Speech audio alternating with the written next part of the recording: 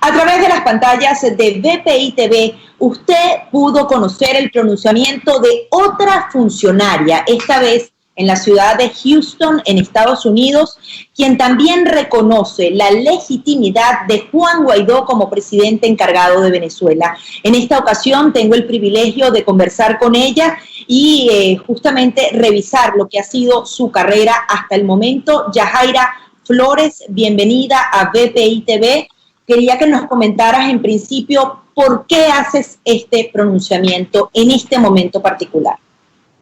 Este pronunciamiento lo dice, bueno, primero por la ruptura de las relaciones diplomáticas y consulares, pero yo creo que lo que más me movió fue el amor a Venezuela, o sea, el proceso tan interesante que está pasando en este momento mi país. ¿Crees que lo haces ahora porque hablabas de la palabra transición? ¿Para ti hay una transición del poder en Venezuela? Indudablemente, indudablemente es un hecho, o sea, ya eso está listo. Lo que tenemos que seguir es avanzando hacia adelante, ¿no? Seguir trabajando, hacer proyectos para la reconstrucción de nuestro país. Y yo quiero formar parte de ello, aunque sea con un poquito de granito que pueda poner. Para mí ya es suficiente. Yajaira, tú eres funcionaria del consulado venezolano en Houston, sin embargo no eres cónsul, es una de las aclaratorias que tenemos que hacer. Esto no te hace funcionaria diplomática y coméntanos un poco lo que ha sido tu trayectoria, cómo llegaste a Houston y también nos dices que estuviste más de 10 años en la Cancillería. ¿En qué momento específicamente? Mira, yo me gradué de la Universidad de Estudios Internacionales, en la Universidad Central de Venezuela, y de ahí pasé directamente a trabajar en Cancillería. ¿En el Ministerio de Relaciones Exteriores, en la Dirección de Asuntos Fronterizos, Soberanía y Límites Fronterizos. Ahí estuve en el periodo de Rafael Caldera, cuando el canciller era Buleris Rivas. Ahí tuve unos cuantos años. Después que vino el gobierno de Chávez, trabajé apenas 2 añitos. Quiero aclarar que yo no tengo ningún compromiso político con Chávez, con PSU, con Maduro, con ninguno. O sea, yo soy una funcionaria que desde antes de ellos, es mi profesión, ese es mi trabajo, para eso yo me formé. Luego después pasé de ahí, me renuncié cuando estaba empezando. ¿Exactamente esa renuncia? La renuncia fue un proyecto personal, realmente fue un proyecto personal. Mi esposo tenía una oportunidad de trabajo muy buena, un contrato en Alemania, y ese es el motivo que yo tengo también tantos años fuera de mi tierra, acompañando a mi esposo en su proyección profesional. Después de 7 años en Alemania, regresamos y aquí llevo aproximadamente 12 o 13 años aquí en Estados Unidos. Cuéntanos cómo llegas al consulado de Houston y cuánto tiempo tenías en esta nueva etapa, porque me dices la renuncia fue hasta el año 2000 cuando te fuiste a Alemania y luego ¿cómo vuelves al consulado de Houston? Mira, yo diría que fue como un milagro de Dios. O sea, yo fui a buscar mi pasaporte, yo no fui a buscar trabajo. Realmente yo no necesitaba trabajar. Cuando fui a buscar mi pasaporte, había un compañero, un cónsul de carrera de muchísimos años, compañero mío, que bueno, él llegó a cónsul por su profesión, por tantos años de estar sirviendo al país. ¿El cómo se llama? Yarles Sánchez. Es uno de los pocos de carrera, pues, de un concurso de oposición que se estilaba en esa época, pues, la época de nosotros.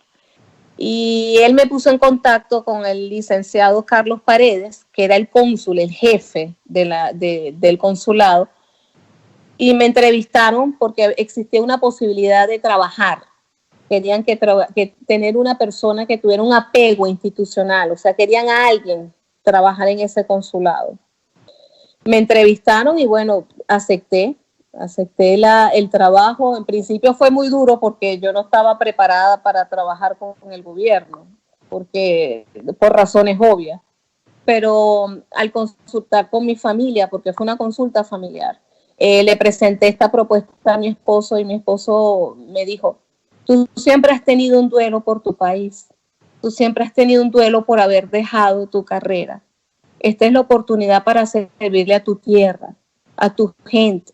No lo veas como un trabajo para un gobierno, sino realmente para la comunidad venezolana, porque aquí lo que vivimos puros venezolanos, una cantidad de habitantes, no sé cuánto es la población de venezolana, y yo lo asumí, y te digo que fue bien satisfactorio prestar mi servicio como, o sea, como funcionaria. Yo hacía labores de funcionaria dentro del consulado. Ahora, ¿cómo eran esas labores? ¿Eran labores políticas? ¿Eran labores administrativas? Coméntanos. No, netamente administrativa. Netamente administrativo. Un consulado se hace pasaporte, que era en principio la oficina que yo llevaba. Ahí se hacen fe de vida y otras cosas a nivel administrativo. Es mucho el trabajo que se hace. A mí me tocó también el trabajo de taquilla, sobre todo de taquilla también, de recibir todas las demandas que querían los usuarios, pues las personas en Venezuela. Eso es lo más duro, trabajar directamente con el público. ¿Alguna vez recibiste alguna indicación que haya sido incómoda, que haya sido política, o siempre tu trabajo se ciñó a esa parte administrativa? Nunca. Aparte que también con el trabajón que teníamos, realmente no teníamos la posibilidad de hablar de política. Y nuestro trabajo, hay que diferenciar lo que es el consulado y otra cosa es la embajada. En el consulado son trabajos más que nada administrativos. Claro, por supuesto se celebraba 5 de julio, fechas de patria, pero bueno, eso es lo normal en cualquier país. Nunca me vi presionada con nada, o sea, yo también por ética de trabajo, yo tampoco era que me tenía que poner tan agresivo con el personal que convivíamos allá. Y fuimos una familia, o sea, el trabajo que hicimos fue un trabajo duro. Una cosa es el trabajo nosotros aquí, todos emigrantes fuera de nuestra tierra, que nos apoyábamos unos a los otros, y otra cosa es aquella realidad tan cruda y tan dura que está viviendo nuestro país. Quiero hacer esa diferenciación, por favor. Porque para que la gente entienda, no entienda que, amaba a los chavistas, no, es un trabajo para la comunidad.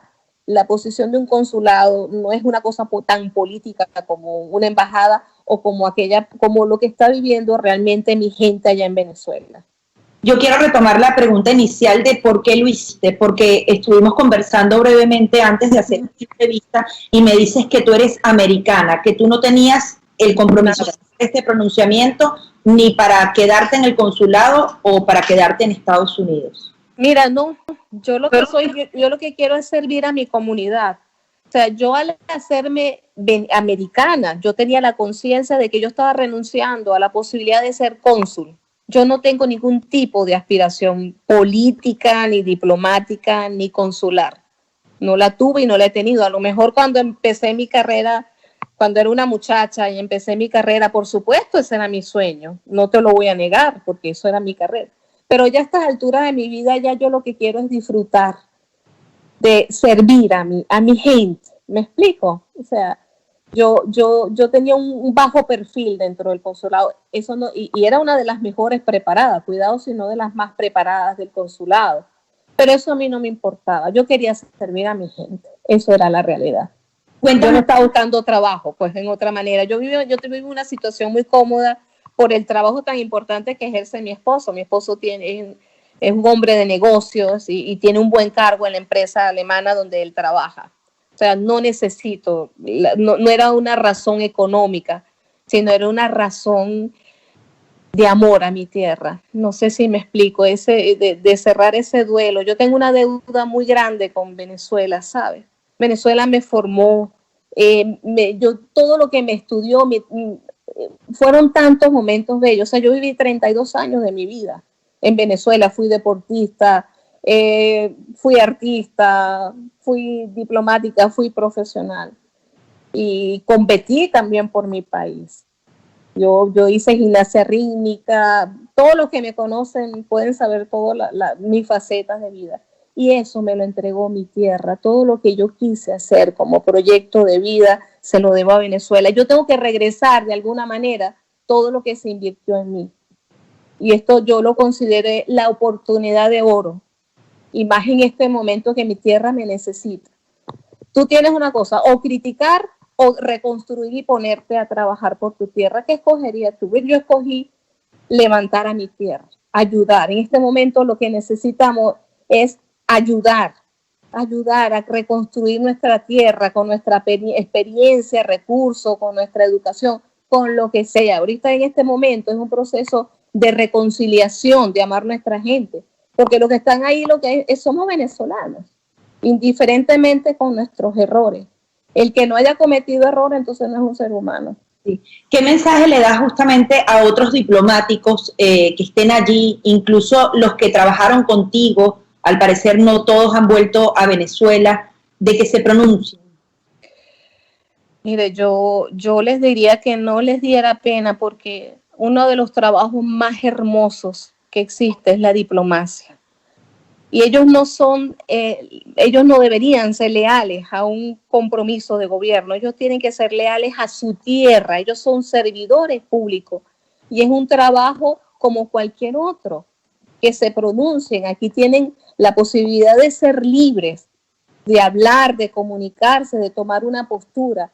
Y yo diría que aprovechen, que realmente su compromiso tiene que ser con su pueblo, con sus raíces, no con una alianza de un gobierno. Entonces, ¿para qué nos formaron como funcionarios? Esa no es la idea. Eso no es ser venezolano realmente. Eso es ser algo ocasional. No. Nosotros tenemos una genética, un compromiso de país, sea un presidente o el otro. Mira mi caso, por ejemplo. Yo le serví, o sea, yo fui funcionaria de Rafael Caldera. Cambio, se da cambio. Claro, yo lo que no me imaginé que iba a perpetuarse tanto el gobierno. Pero la idea es que indiferentemente del presidente electo, uno tiene que ser el compromiso con Venezuela, no con el gobierno. Yajaira, quería revisar un poco cómo funcionaba el consulado, porque al parecer el cónsul actual que volvió a Venezuela y fue recibido por Nicolás Maduro, Eric Contreras, apenas tenía 3 semanas. O sea, tú tuviste otra administración y una nueva. Mira, eso fue una locura. Se iban los cónsules, nos dejaban solas, después persona no grata el otro cónsul. Mira, tuvimos que batallar 4 mujeres con ese consulado. Tú no te puedes imaginar toda la situación que tuvimos. O sea, era bien tensa, bien complicada, porque el trabajo era increíble y nos dejaron solas. O sea, quedamos sin las personas fuertes, sin los cónsules más arriba, lo que tenían. En este caso sería Yarlet de Enrique Sánchez, él fue declarado persona no grata. No grata, y el cónsul Sánchez, que se retiró de manera espontánea, que era el cónsul general del consulado. Carlos Paredes, ¿no? Sí, Carlos Paredes. Y al parecer él vive aquí y también Zairi Rodríguez Campos también vive aquí, o sea, ellos... Bueno, eso es lo que se dice. A todos los cónsules que han pasado, varios cónsules se han quedado acá. Yo no los conozco, solamente conocí al licenciado Carlos Paredes, que para mí fue un caballero, una persona, no fui maltratada por él ni nada, de hecho fue el que me contrató. Pero parece que el historial del consulado es que ellos vienen a ser cónsul y se van renunciando. Renuncian completamente a la diplomacia. Sí, desde que yo estoy, sí, exactamente. Ellos van como cónsul, renuncian y se quedan.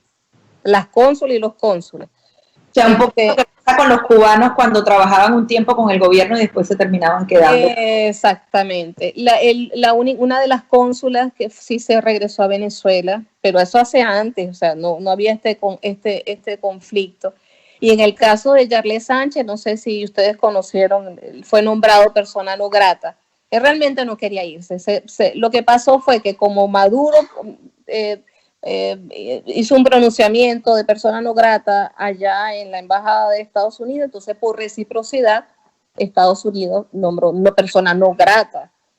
¿Pero era un funcionario que cumplía órdenes del gobierno de Nicolás Maduro o era un... Sí, él era un funcionario de carrera. Él, te vuelvo y te repito, o sea, yo estaba en el consulado, ya él estaba.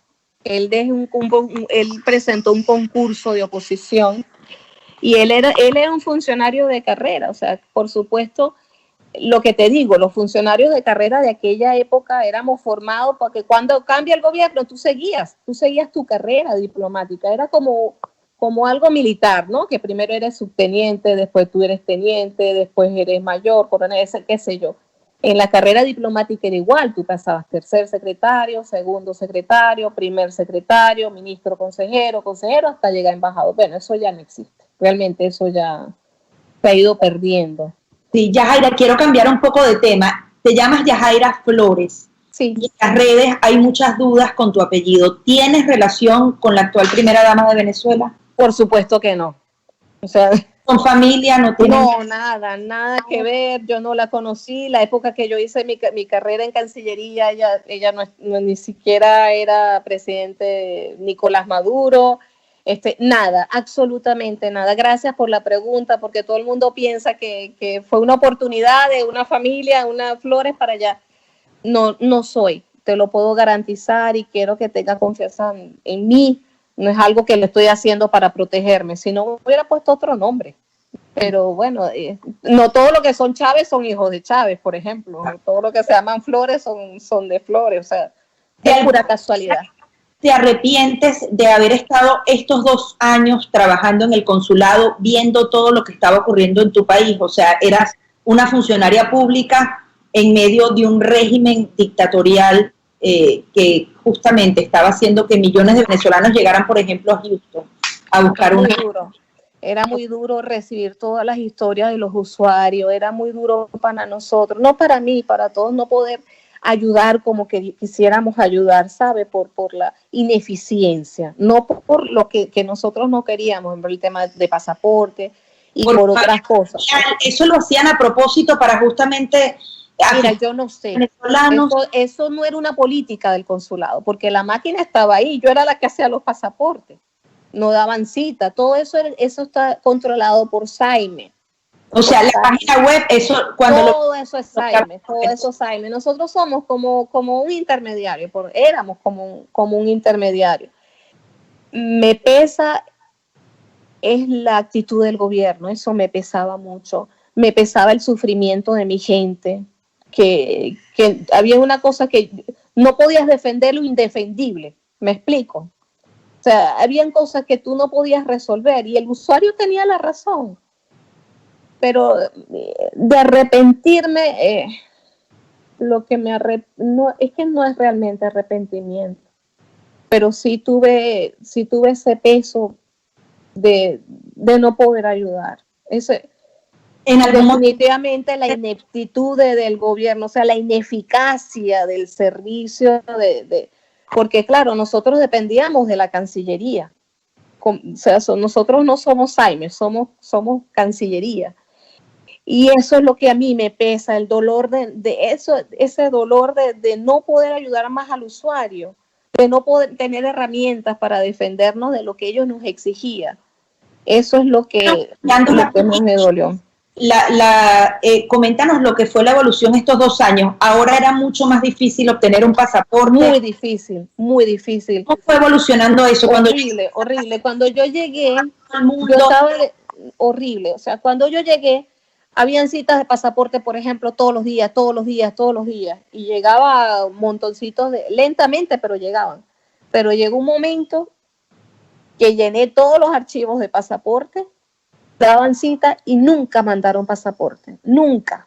¿Los pasaportes estaban listos y se quedaban allí guardados? No, eso es Saime. Lo que sí te puedo garantizar que el pasaporte que llegaba, eso se despachaba, porque el usuario deja un sobre donde tú metías el pasaporte. Pero entonces nosotros hacíamos citas y trabajábamos muy duro con eso y nunca le llegaba el pasaporte. O sea, el proceso de pasaporte, hay personas que duraban de 2 a 3 años. 1 año para esperar la cita. ¿De castigar a quienes se habían ido de Venezuela? ¿Perdón? ¿Crees que era una manera de castigar a quienes se habían ido de Venezuela? Yo no sé si era una Mira, yo hasta lo he pensado, ¿sabes? O sea, no es una posición oficial porque ellos no dijeron eso.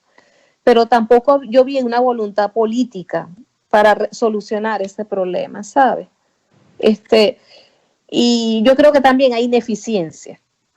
O sea, el usuario a veces tenía la desconfianza, a lo mejor porque marché, no me van a dar consulado, pasaporte. No. La ineficiencia, una máquina obsoleta que tenía. O sea, no era un nombre que era censurado, era...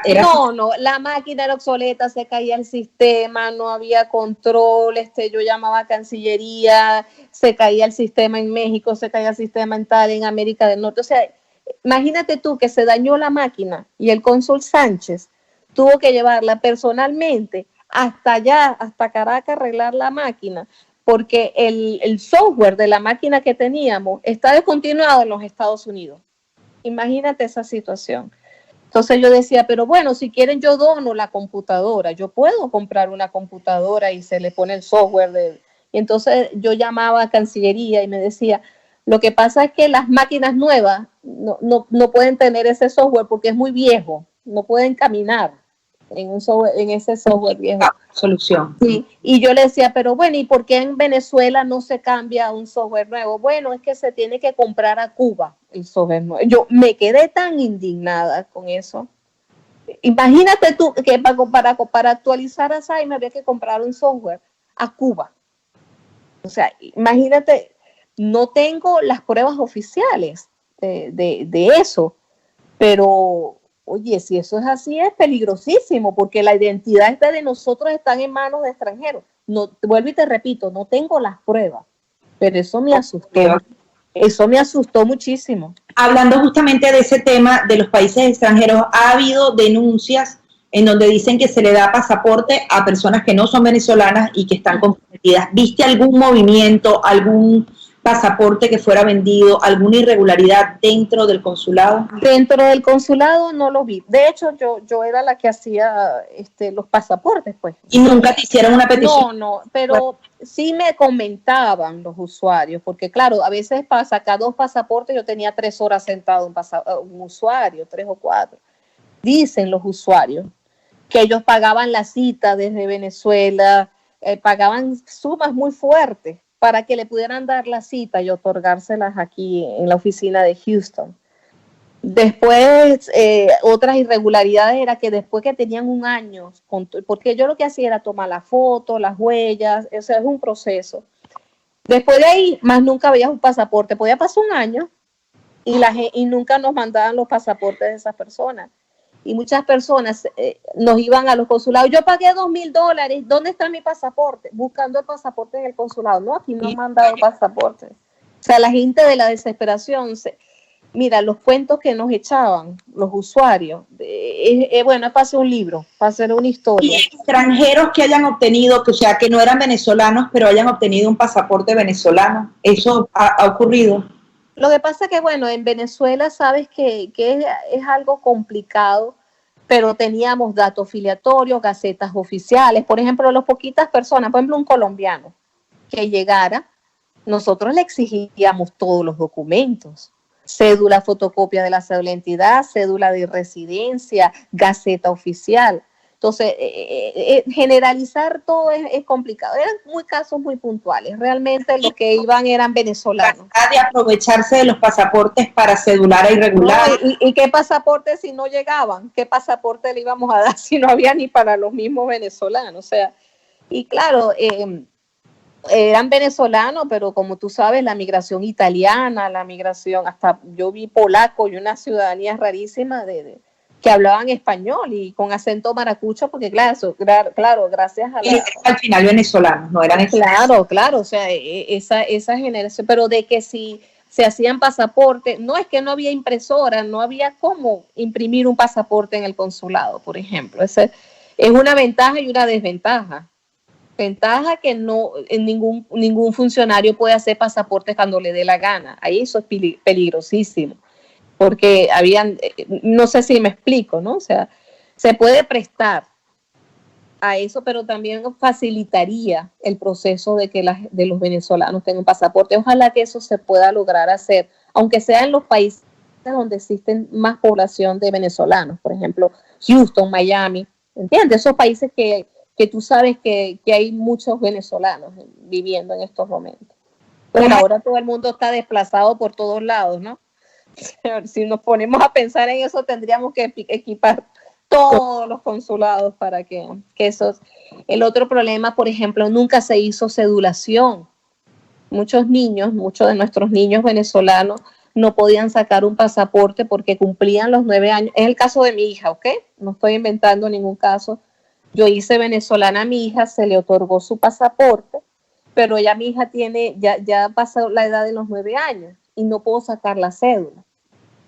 Y si lo que se hizo el trapito caliente fue sacar las prórrogas. prórroga sí podía sacar, pero eso lo hicieron ahorita, al final de todo el desastre y sería bueno que por lo menos ceduláramos a los niños, como hacen en otros consulados.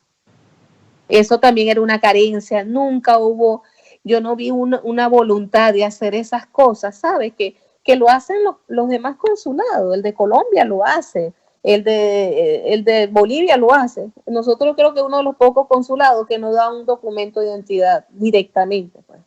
¿Qué esperas ahora? Vimos que el senador Marco Rubio colocó justamente tu pronunciamiento como lo de otros diplomáticos que hasta ahora se han venido pronunciando. ¿Qué esperas de Estados Unidos y qué esperas del nuevo gobierno de Juan Guaidó? Mira, de Estados Unidos, déjame decirte que me siento orgullosa de tener hoy en estos momentos la ciudadanía americana. Nos han ayudado, nos han apoyado.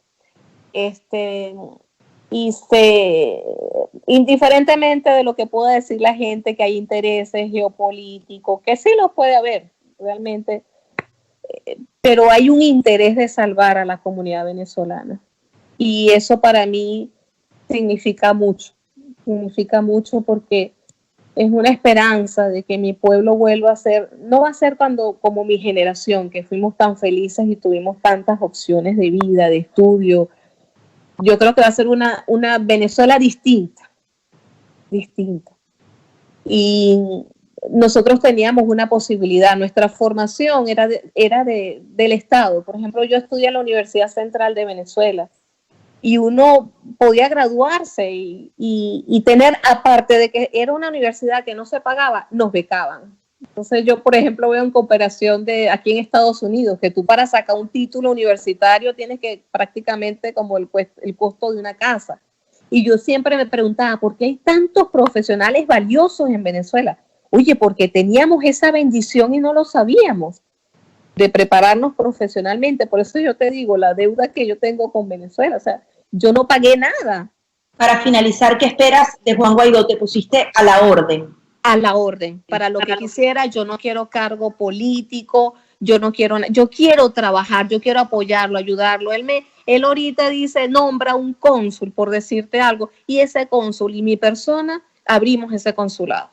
Ahí vemos cómo hacemos, lo ponemos operativo y lo que él necesite. Si yo puedo aportar algo de mi conocimiento, de mi vida, mira, se lo doy. Yo tengo mucha confianza en él y quiero también apoyar en el proceso electoral que se vaya a realizar, lo que él me necesita. O sea, no quiero trabajo, de verdad, mi amor. Ya a estas alturas de mi vida, que ya yo tengo ya 3 profesiones, tengo 3 idiomas, tengo maestría, ya yo no quiero título, ya yo no quiero nada, ya yo lo que quiero es dar. Eso es lo que mi prioridad en este momento es darle a mi tierra mi servicio. Yo sé que es muy poquito lo que puedo hacer acá, pero poner mi granito de arena. Y el día que yo me vaya a morir, yo dejé un legado. No creas que esto es un riesgo para mí, estar en estas entrevistas. Ya yo he tenido como 25 entrevistas en el día de hoy. Pero quiero quedarme ante mi país, ante mí misma, ante Dios, de que yo por lo menos intenté hacer algo con mi tierra. Es muy triste no dejarle un legado a esa tierra que me vio nacer. Esa fue la tierra que escogió Dios que yo naciera y no la voy a abandonar, ni ahora ni nunca. Mientras yo tenga fuerza, yo voy a seguir luchando. Mira, si quiere que ni me paguen, pero yo voy a trabajar por mi tierra y yo le doy un voto de confianza a este muchacho que ha dado, o sea, ha dado esa esperanza, pues apoyado por todos los sectores, por todo lo que estudió. Entonces yo quiero apostar por él, porque veo que es algo claro, pues esperanzador. Muchísimas gracias por tu tiempo y por perder el miedo. Creo que es muy importante en este momento histórico para Venezuela que los funcionarios puedan dar un paso al frente, creer en la amnistía, en el perdón de los venezolanos y en la unión de todos. Era Yajaira Flores, funcionaria del consulado de Houston, ella además habla francés, inglés y alemán, es americana y justamente cumplía estas labores administrativas dentro del consulado. Ella no era cónsul como tal, pero vivió 2 años de lo que fue el funcionamiento de este consulado. Fue funcionaria diplomática en el pasado, en el gobierno de Rafael Caldera y en los 2 primeros años del gobierno de Hugo Chávez. Muchísimas gracias por tu tiempo. No, gracias a ti. Muchas gracias por apoyar a mi tierra y yo sé que la próxima entrevista va a ser de alegría, de emoción y de satisfacción. Y Dios bendiga mi tierra. Esa tierra de verdad vale la pena, y vale tanto la pena que hemos movido toda la comunidad internacional, y tiene lo más hermoso que es el venezolano, que es emprendedor, trabajador, amoroso, no el venezolano que nos están tratando de vender guerrillados unos contra otros. No, esa no es la Venezuela. La Venezuela es distinta. Muchísimas gracias. Así finaliza esta entrevista con la funcionaria del consulado de Houston, Yajaira Flores. Muchas gracias.